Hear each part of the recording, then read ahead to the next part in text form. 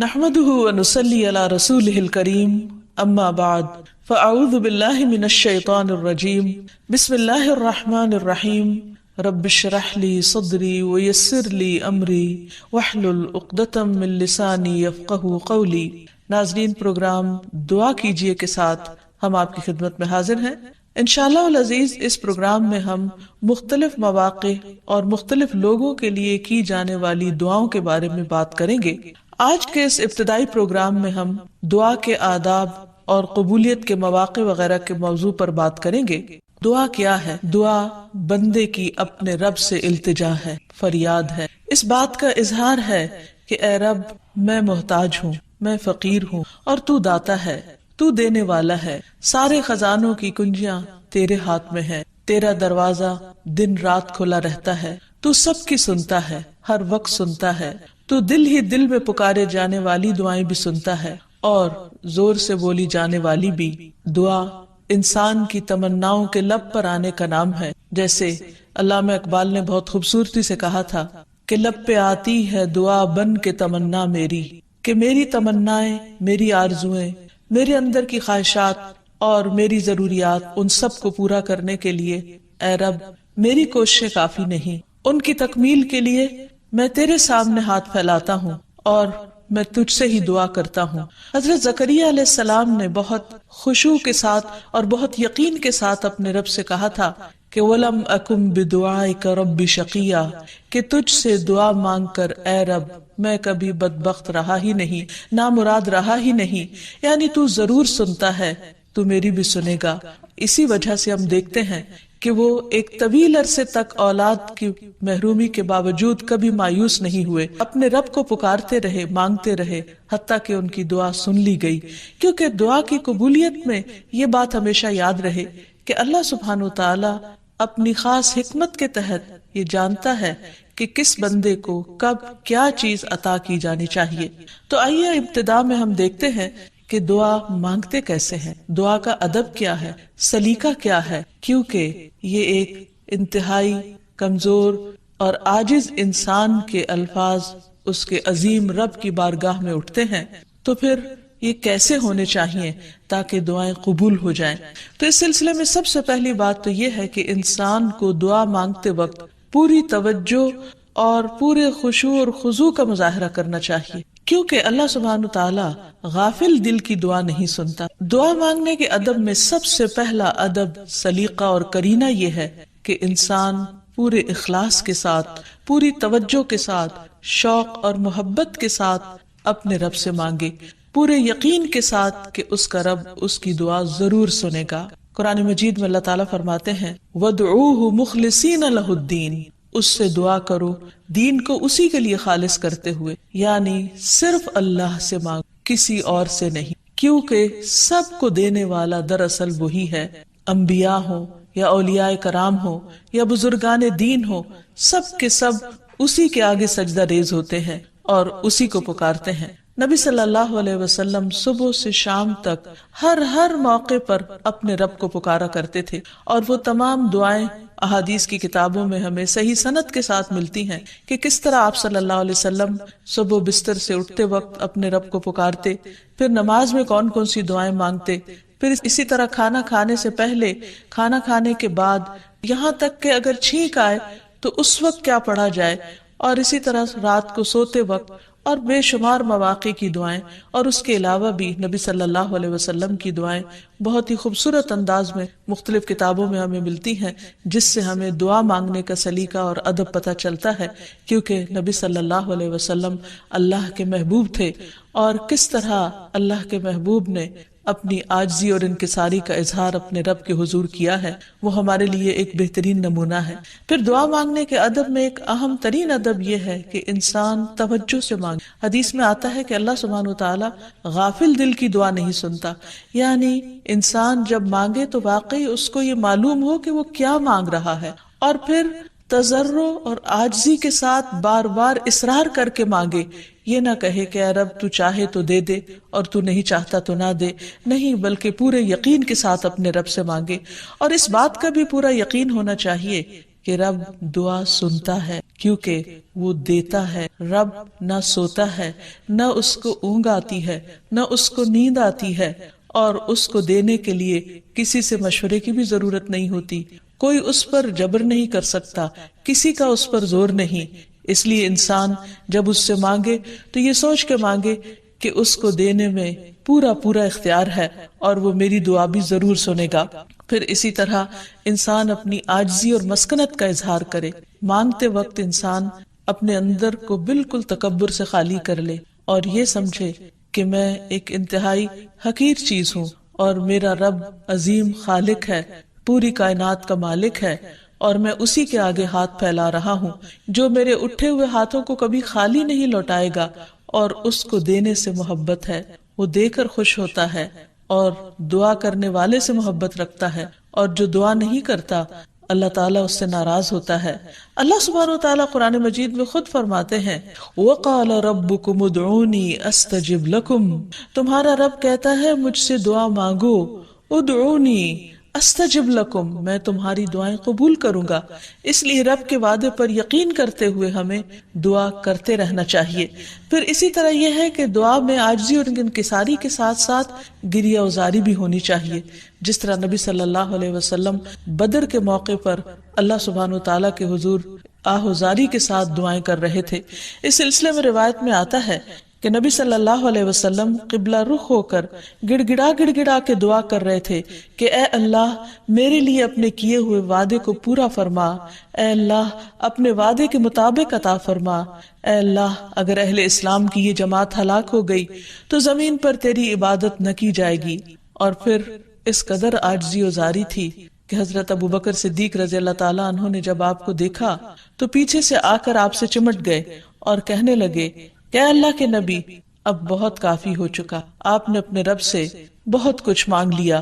اللہ تعالیٰ آپ سے کیے ہوئے وعدے کو ضرور پورا کرے گا. پھر اسی طرح یہ ہے کہ انسان دعا میں تکرار کرے، یہ نہ ہو کہ ایک بار مانگے، دو بار مانگے اور اس کے بعد تھک کر بیٹھ جائے اور یہ کہے کہ میری دعا تو سنی نہیں جاتی، اس لیے دعا مانگنے کا فائدہ نہیں. ہم دیکھتے ہیں کہ کس طرح انبیاء علیہم السلام مسلسل دعائیں مانگتے رہے، اصرار کے ساتھ مانگتے رہے. اس سلسلے میں ہمیں رسول اللہ صلی اللہ علیہ وسلم کی ایک حدیث سے بھی پتہ چلتا ہے کہ جب اصرار کے ساتھ اور تکرار کے ساتھ انسان دعا کرتا ہے تو اس کا کیا فائدہ ہوتا ہے. آپ صلی اللہ علیہ وسلم نے فرمایا جس شخص نے 3 مرتبہ اللہ تعالیٰ سے جنت مانگی، جنت اس کے لیے دعا کرنے لگتی ہے کہ اے اللہ اسے جنت میں داخل کر دے، اور جو شخص 3 مرتبہ دوزخ سے پناہ مانگے تو دوزخ اس کے لیے دعا کرنے لگتی ہے کہ یا رب اس شخص کو دوزخ سے پناہ دے. پھر اسی طرح یہ ہے کہ انسان کو چاہیے کہ انسان مانگنے کے انداز میں ہاتھ اٹھا کر اللہ تعالیٰ سے کیونکہ اللہ سبحانہ وتعالیٰ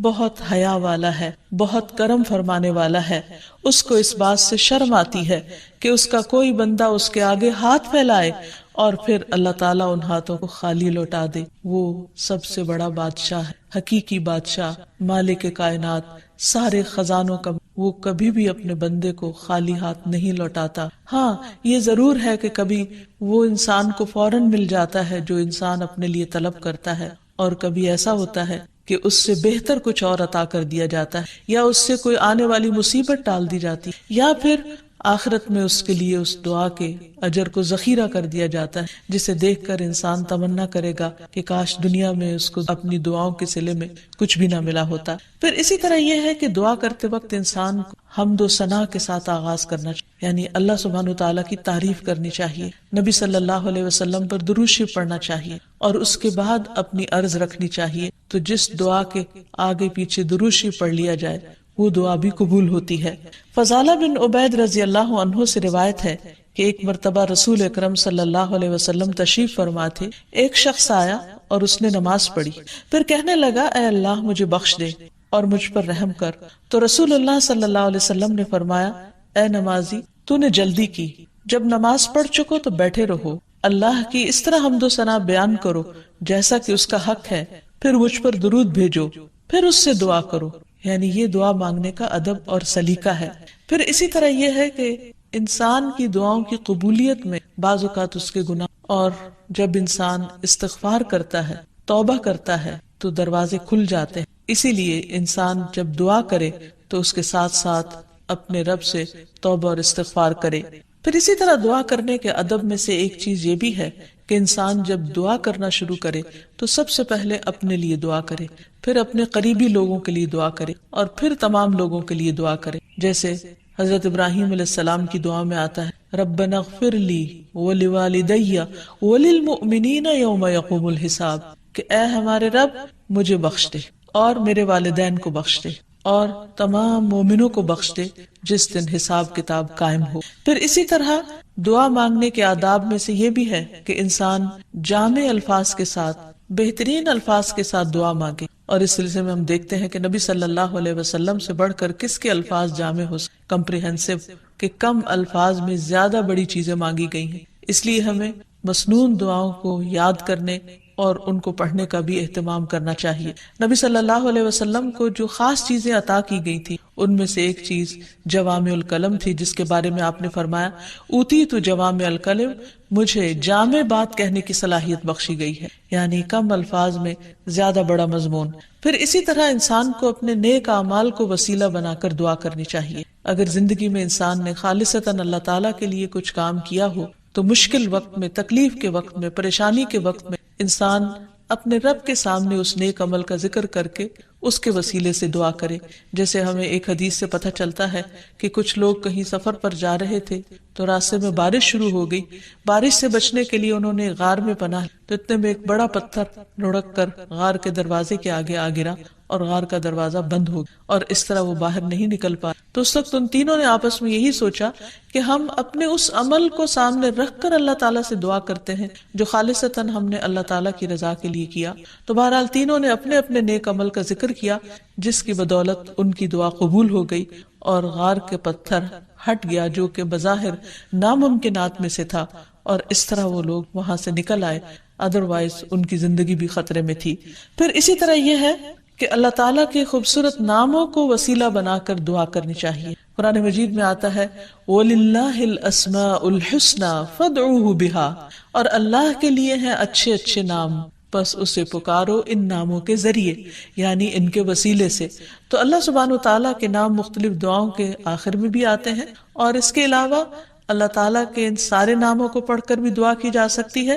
یا پھر کسی خاص نام کے ساتھ بھی اس کو پکارا جا سکتا ہے۔ جیسے عموماً ہم یا اللہ تو کہتے ہی ہیں، یا پھر یا رب، یا رحمان، یا رحیم، یا کریم، یا ذی الجلال والاکرام، یا حی یا قیوم برحمتک استغیث۔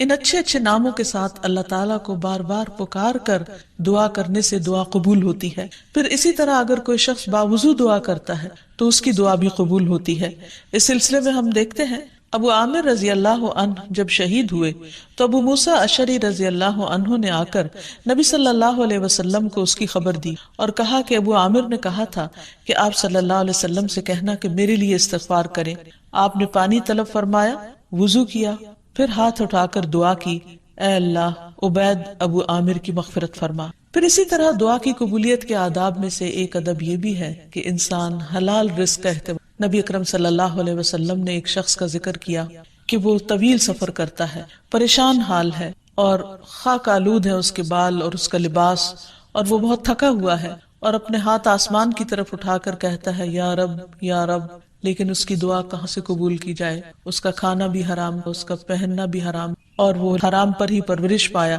تو اس کی دعا کہاں سے قبول ہو؟ تو اس سے یہ پتہ چلتا ہے کہ انسان اگر یہ چاہتا ہے کہ اس کی دعائیں قبول ہوں تو وہ اپنے کھانے پینے اور اپنے لباس اور اپنی زندگی میں بھرپور طریقے سے حلال کا اہتمام کرے۔ پھر اسی طرح یہ ہے کہ دعا میں تصنع اور تکلف سے پرہیز کرنا۔ اس سلسلے میں ایک حدیث میں آتا ہے، ابن عباس فرماتے ہیں کہ دعا میں قافیہ بندی سے پرہیز کرتے رہنا، کیونکہ میں نے رسول اللہ صلی اللہ علیہ وسلم اور آپ کے صحابہ کو دیکھا ہے کہ وہ ہمیشہ اس سے اجتناب کرتے تھے، یعنی اس سے بچا کرتے تھے۔ پھر اسی طرح دعا میں مبالغے سے بھی پرہیز کرنا چاہیے۔ نبی صلی اللہ علیہ وسلم نے فرمایا عنقریب اس امت میں ایسے لوگ آئیں گے جو طہارت اور دعا میں مبالغہ کریں گے، یعنی حد سے زیادہ لمبی دعائیں کریں گے، کیونکہ دعا اس وقت تک انسان کو کرنی چاہیے جب تک اس کا خشوع و خضوع قائم رہے اور واقعی وہ اللہ سے دعا کر رہا ہو۔ لیکن صرف لمبی دعا اس لیے کہ شاید بہت زیادہ لمبی دعا کرنے سے زیادہ قبولیت ہوگی، تو اصل چیز کوالٹی ہے۔ بعض اوقات انسان صرف ایک جملہ بولے لیکن اتنے درد کے ساتھ، اتنے احساس کے ساتھ، اتنی شدت کے ساتھ کہ وہی کافی،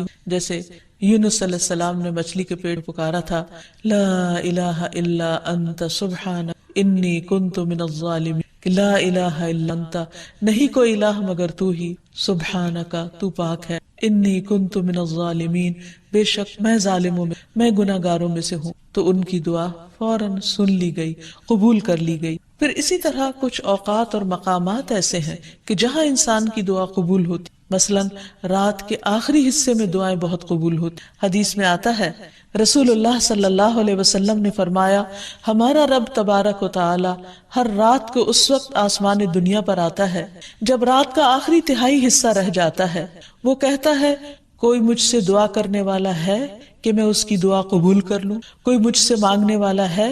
کہ میں اسے عطا کر دوں، کوئی مجھ سے بخشش طلب کرنے والا ہے کہ میں اسے بخش دوں، یعنی اگر کوئی اس وقت مجھ سے دعا کرے گا تو میں ضرور اس کی دعا قبول کر لوں۔ لیکن عموماً رات کے آخری حصے میں انسان گہری نیند میں چلا جاتا ہے اور یہ قبولیت کا وقت اس سے کھو جاتا ہے۔ تو اس خصوصی طور پر اگر انسان کی زندگی میں کوئی پریشانی یا کچھ چیزوں کے بارے میں وہ واقعی سنجیدہ ہو کہ وہ اسے ملنی چاہیے دنیا اور آخرت کی کامیابیوں میں سے، بھلائیوں اور خیر میں سے، تو اس کو چاہیے کہ اس وقت میں دعا کا اہتمام کرے۔ نبی صلی اللہ علیہ وسلم نے یہ بھی فرمایا کہ تمام اوقات سے زیادہ بندہ پچھلی رات میں اپنے رب کے قریب ہوتا ہے، پس اگر تم سے ہو سکے تو تم اس گھڑی میں اللہ کو یاد کرنے والوں میں سے بن جاؤ تو ضرور بن جاؤ۔ پھر اسی طرح اذان کے بعد اور اقامت سے پہلے دعا قبول ہوتی ہے، یعنی مؤذن جب اذان دے رہا ہو تو جو الفاظ وہ دہرا رہا ہو ان کو دہراتے جانا چاہیے، سوائے حی علی الصلاح اور حی علی الفلاح کے، کہ اس کے جواب میں لا حول ولا قوت الا باللہ پڑھنا چاہیے۔ اور جب مؤذن اذان کہہ چکے تو اذان کے بعد کی دعا پڑھ کے درود شریف پڑھ کر جو بھی انسان کے دل میں حاجت ہو وہ اپنے رب کے سامنے رکھے، تو وہ دعا کے قبولیت کا وقت ہوتا ہے، اس وقت آسمان کے دروازے کھلتے ہیں۔ تو اس وقت انسان کو یہ وقت ضائع نہیں کرنا چاہیے اور چھوٹی چھوٹی چیزیں بھی اپنے رب سے مانگتے چلے جانا چاہیے تاکہ انسان کسی انسان کا محتاج نہ ہو۔ پھر اسی طرح سجدہ میں انسان اپنے رب کے بہت قریب ہو، اس وقت دعائیں خوب سنی جاتی تو خوب انسان کو پکارنا چاہیے۔ فرض نماز کے بعد دعا قبول ہوتی، تو فرض نماز کے بعد آیت الکرسی پڑھنا اور دعا مانگنا انسان کے فائدے میں ہے، بجائے اس کے کہ انسان فوراً مصلی سے اٹھ جائے یا ادھر ادھر کی باتیں شروع کر دے۔ پھر اسی طرح جمعے کے دن ایک خاص گھڑی ہوتی ہے جس میں انسان کی دعا قبول ہوتی، اور اس کے بارے میں ایک روایت میں آتا ہے کہ وہ جمعے کے دن کی آخری گھڑی ہوتی۔ تو بہرحال جمعے کے دن خصوصی طور پر دعاؤں کے مانگنے کا اہتمام کرنا چاہیے۔ پھر اسی طرح ماہ رمضان میں ہر دن اور رات میں ایک گھڑی ایسی ہوتی ہے کہ جس میں دعا قبول ہوتی ہے، اس وقت بھی زیادہ سے زیادہ دعائیں مانگنی چاہیے۔ عرفہ کے دن اللہ سبحانہ وتعالیٰ سب سے زیادہ لوگوں کو جہنم کی آگ سے آزاد کرے، تو اس دن وہاں کے لوگ جو حج پر گئے ہیں وہ تو دعائیں مانگتے ہی ہیں، اور جو لوگ نہیں بھی جا سکتے وہ بھی اس دن کی برکت سے فائدہ اٹھاتے ہوئے خوب دعائیں کریں۔ پھر اسی طرح بارش ہوتے وقت بھی دعا قبول ہوتی، پھر زمزم پیتے وقت دعائیں قبول ہوتی ہیں، قرآن مجید کی تلاوت کے بعد دعا قبول ہوتی، تو انسان کو ان مواقع سے خوب فائدہ اٹھانا چاہیے۔ پھر اسی طرح مریض اور میت کے پاس جو دعائیں کی جاتی ہیں وہ بھی قبول ہوتی ہیں۔ اور آخر میں یہ کہ رسول اللہ صلی اللہ علیہ وسلم نے بعض ایسے کلمات بتائے کہ جن کے ساتھ اگر اللہ تعالیٰ کو پکارا جائے تو انسان کی دعا قبول ہوتی ہے، اور وہ ہیں اللہم انی اسألک یا اللہ الاحد الصمد الذي لم يلد ولم يولد ولم يكن احد ان تغفر لي انك انت الغفور الرحیم۔ اے اللہ، بے شک میں تجھ سے سوال کرتا ہوں، اے اللہ جو اکیلا ہے، بے نیاز ہے، ایسی ذات ہے جس نے کسی کو جنم نہیں دیا اور نہ ہی وہ جنم دیا گیا اور نہ ہی اس کا کوئی ہمسر ہے، یہ کہ تو میرے لیے میرے گناہوں کو بخش دے، بے شک تو بہت بخشنے والا نہایت مہربان ہے۔ تو نبی صلی اللہ علیہ وسلم نے اس شخص کے بارے میں جو یہ دعا پڑھ رہا تھا، آپ نے 3 بار فرمایا کہ اس کو بخش دیا گیا، اس کو بخش دیا گیا۔